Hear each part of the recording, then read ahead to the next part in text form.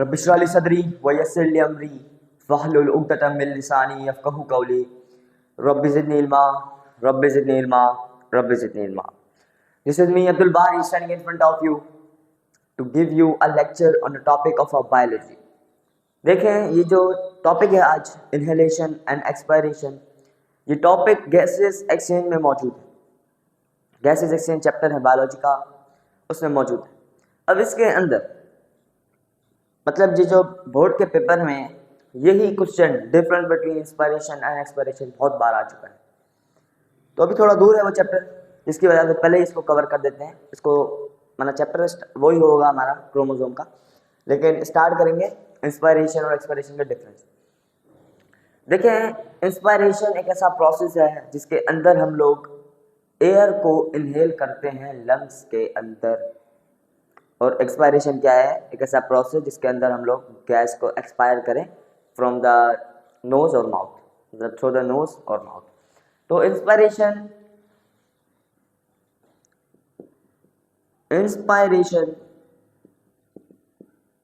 is the process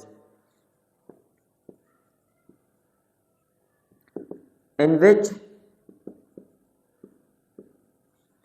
we inhale air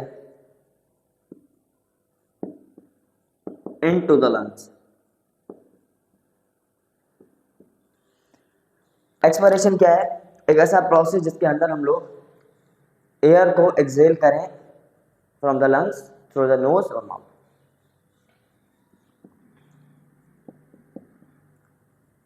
Expiration is the process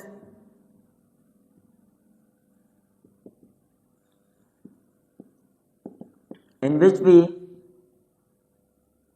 exhale air from the lungs through the nose or mouth। नाक के जरिए या मुंह के जरिए लंग्स में जो बची हुई मतलब जमा हुई भी जो एयर है उसको निकालें, ऐसे प्रोसेस को हम लोग एक्सपायरेशन कहते हैं।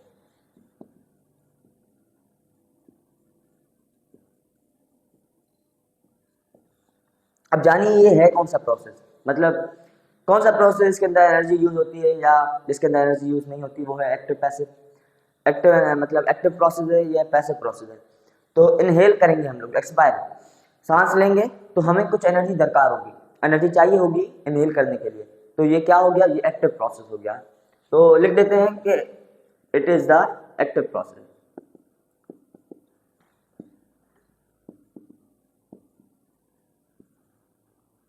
अब हमने सांस ली, सांस को बाहर निकाला, कोई एनर्जी नहीं लगी, खुद ब खुद निकल गई ना, एनर्जी दरकार नहीं हुई, तो ये एक पैसिव प्रोसेस है, एक्सपायरेशन।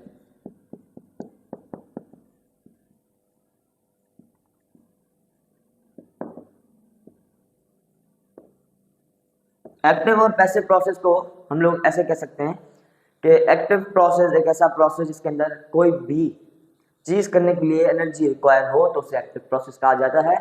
पैसिव प्रोसेस वो होता है जिसके अंदर कोई भी एनर्जी रिक्वायर नहीं हो, उसको पैसिव प्रोसेस कहते हैं।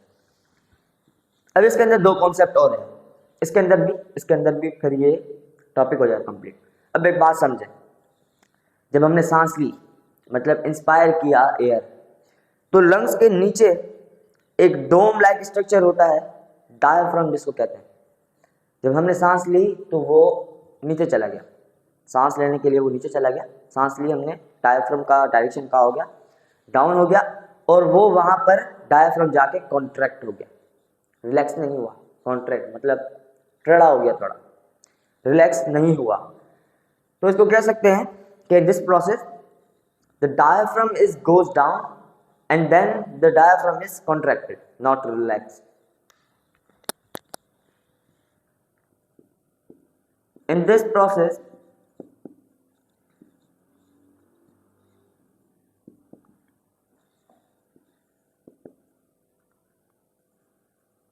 diaphragm goes down and contracted। अब इसके अंदर ऑपोजिट है, सांस हमने बाहर की, डायफ्राम की डायरेक्शन अप हुई, फिर उसके अंदर जो डायफ्राम था वो रिलैक्स हो गया, कॉन्ट्रैक्ट नहीं हुआ। In this process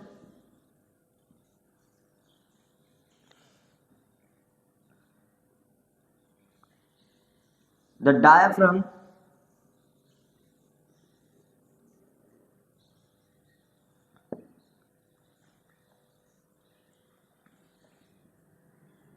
goes up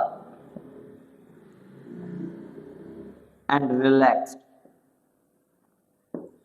अब एक और कॉन्सेप्ट, लास्ट कॉन्सेप्ट है, इसको थोड़ा समझिए।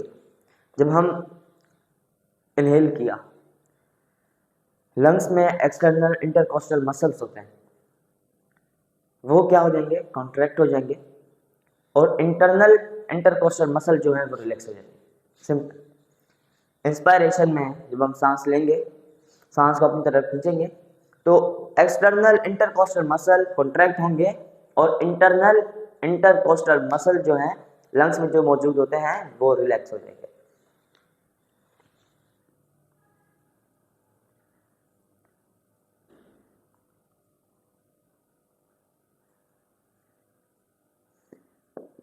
External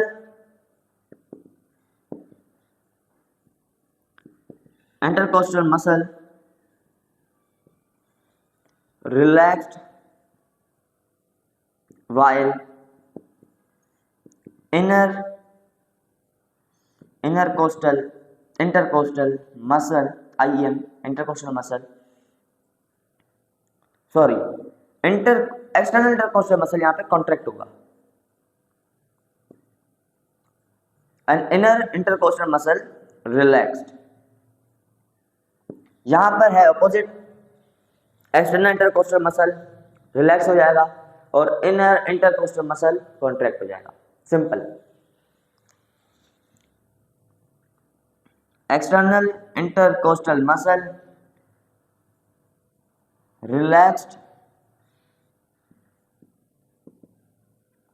while inner intercostal muscle contracted।